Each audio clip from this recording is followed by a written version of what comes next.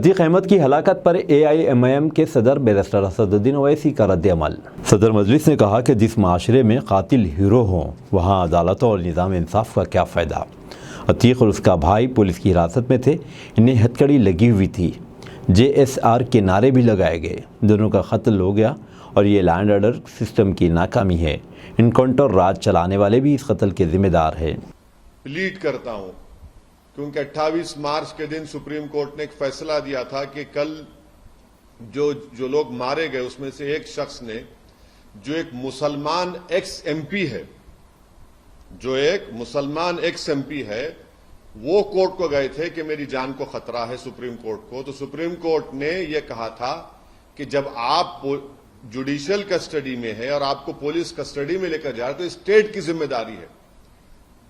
اب supreme court اس مسئلے کو سو موٹو لے اور سپریم کورٹ ایک کمیٹی بنائے،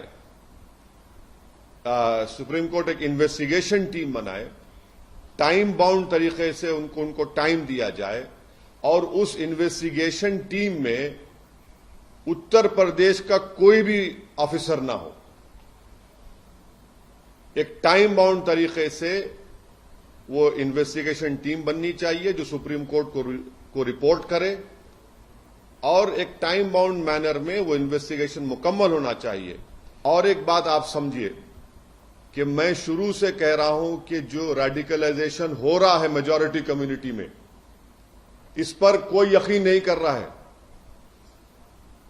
برابر ریڈیکلائزیشن ہو رہا ہے۔ اگر بی جے پی چناؤ پہ چناؤ جیتتے جا رہی ہے اور اس مسئلے کو بی جے پی نہیں دیکھ رہی ہے تو بی جے پی دیش کی خدمت نہیں کر رہی ہے۔ یہ کون ہے؟ اگر یہ جو لوگ ہتیا کیے اگر ان کا تعلق اتر پردیش سرکار سے نہیں ہے، میں سوال اٹھا رہا ہوں، مجھے نہیں معلوم ہے نہیں ہے، اگر نہیں ہے تو پھر یہ ریڈیکلائز کیسے ہوئے؟